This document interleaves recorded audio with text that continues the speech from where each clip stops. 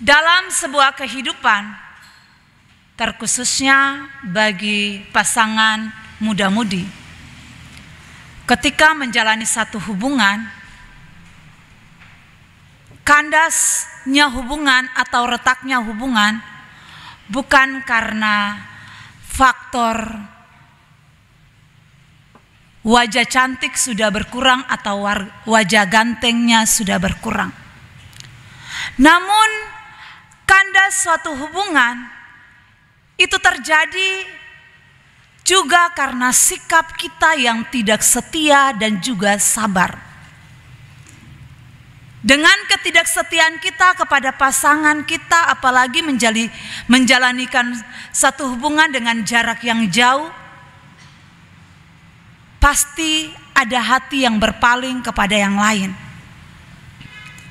Dan ketika menjalani satu hubungan, kita diperhadapkan dengan masalah atau persoalan, kita tidak sabar untuk mampu menghadapi bahkan mencari solusi, sehingga itu menyebabkan hubungan terkandas.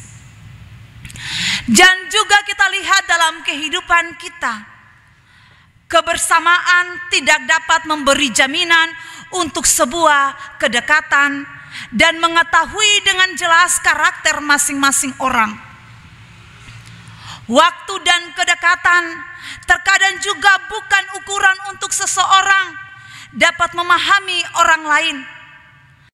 Hal ini harus membutuhkan rasa saling percaya, harus menjadi landasan penting apabila di dalam membangun komitmen bersama untuk hidup dalam suatu persekutuan bergereja. Kebersamaan yang dibangun dalam komitmen yang kokoh dan saling mengenal karakter satu dengan yang lain secara baik akan mendatangkan berkat seperti minyak yang baik yang meleleh di atas kepala, dan seperti orang benar yang menghasilkan buah yang baik dalam kehidupannya. Namun demikian, tidaklah kita pungkiri bahwa dalam membangun kebersamaan persekutuan, hubungan, baik dalam pribadi maupun gereja, kita seringkali menemukan perbedaan karakter, sudut pandang, pendapat bahkan perilaku di antara sesama kita. Dan inilah yang kita temukan dalam bacaan kita pada saat ini. Bapak Ibu jemaat yang diberkati Tuhan, bacaan Keluaran 32 ayat 7 sampai 14 merupakan kelanjutan dari ayat yang pertama sampai ayatnya yang ke-6 dengan judul Anak Lembu Emas. Dimulai dengan kisah umat Israel yang tidak sabar menunggu Musa. Ketika pada saat itu Musa sedang berada di Gunung Sinai selama 40 hari lamanya. Bagi umat Israel, Musa adalah sosok yang baik. Mereka sangat bergantung kepada Musa karena Musa menjadi perantara yang baik antara umat kepada Allah. Musa juga mampu membangunkan iman mereka kepada Allah yang baik. Dan ketika Musa berada di Gunung Sinai 40 hari lamanya, mereka merasakan kekosongan akan kepemimpinan dan kehadiran Tuhan dalam hidup mereka. Oleh sebab itu, bangsa Israel meminta kepada Harun untuk membuat patung lembu emas untuk mereka sembah sebagai Allah mereka sendiri. Ayatnya yang ke-7 sampai ayatnya yang ke-8.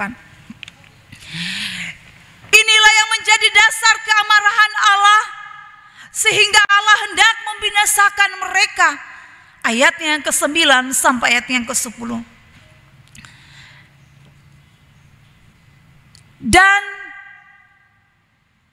lebih herannya lagi, Harun mematuhi bahkan juga mengikuti setiap perkataan yang dilakukan, yang dikeluarkan oleh bangsa Israel untuk membuat patung emas itu. Disinilah dapat kita lihat bahwa umat Israel adalah umat yang tidak sabar, cepat berbalik bahkan menyimpan dari Allah.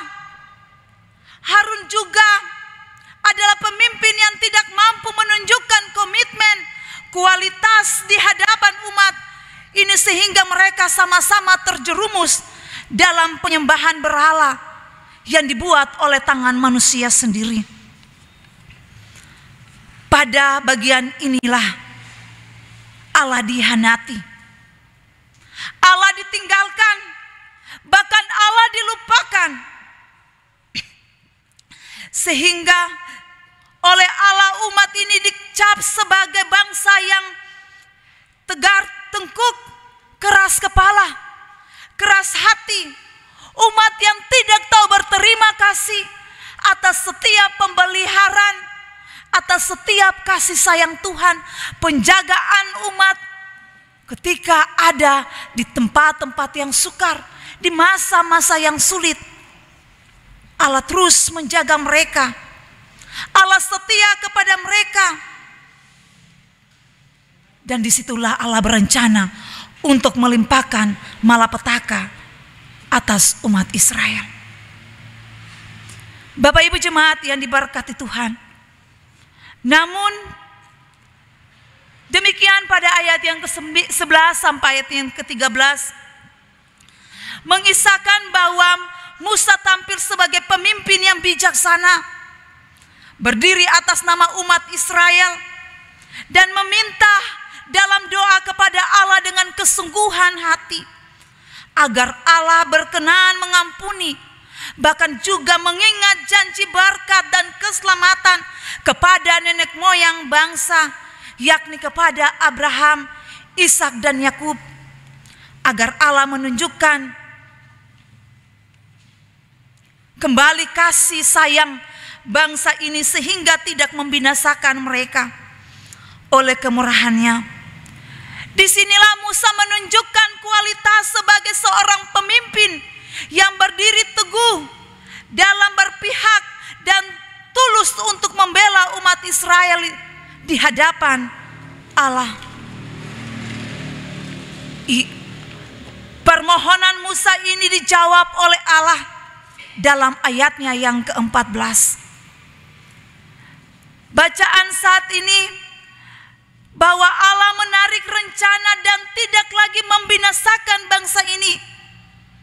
Pada bagian ini Allah menunjukkan bahwa Dialah Allah pengasih, Allah yang panjang sabar, bahwa Dia adalah Allah yang selalu mengingat, menempati janjinya pada waktu yang tepat, karena Dia adalah Allah yang tidak pernah ingkar janji, walaupun umatnya selalu mengikarnya dan menyakitinya, namun Allah tetap setia kepada umatnya.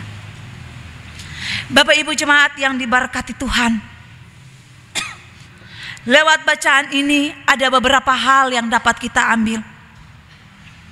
Yang pertama, sebagai orang percaya yang hidup membangun kebersamaan dalam gereja ini, milikilah sikap sabar di dalam hidup. Sikap sabar akan membuat kita tenang, jika kita juga akan membuat kita mampu menahan dan mengelola emosi atau amarah kita. Selain itu, kalau kita sabar, kita akan mampu menguasai diri. Dengan begitu, setiap keputusan dan perbuatan kita tidak akan mempermalukan Tuhan. Perhatikan, bangsa Israel tidak sabar menunggu Musa sehingga mereka melalui Harun membuat patung lembu emas untuk disembah. Itu adalah suatu perbuatan yang sangat keji di hadapan Allah, sekaligus mengkhianati Allah. Itulah kejatuhan mereka.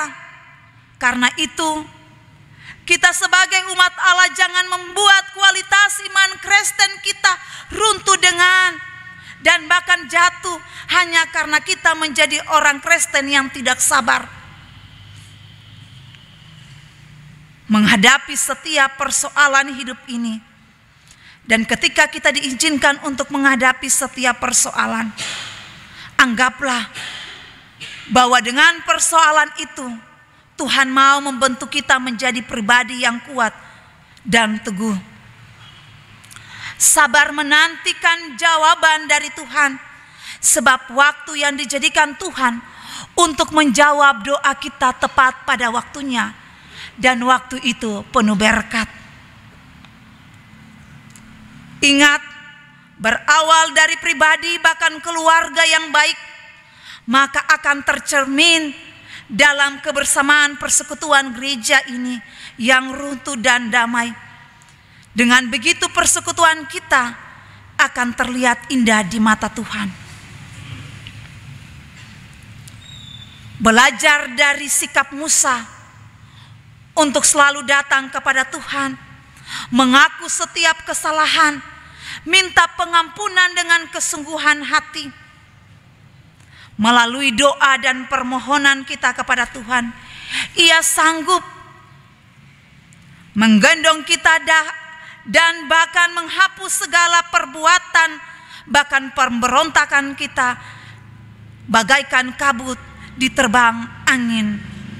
Ingatlah, umat Israel dalam perbuatan salah dan dosa mereka, Tuhan sanggup menerima mereka kembali. Demikian pun kita.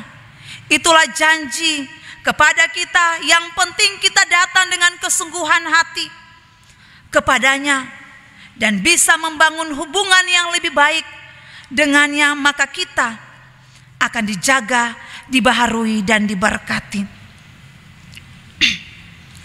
Jemaat yang diberkati Tuhan, yang berikut jadilah Tuhan nomor 1 dalam hidup kita. Setia kepadanya dalam segala hal hidup ini. Karena tanpa Tuhan dalam setiap kehidupan kita, maka tidak ada artinya.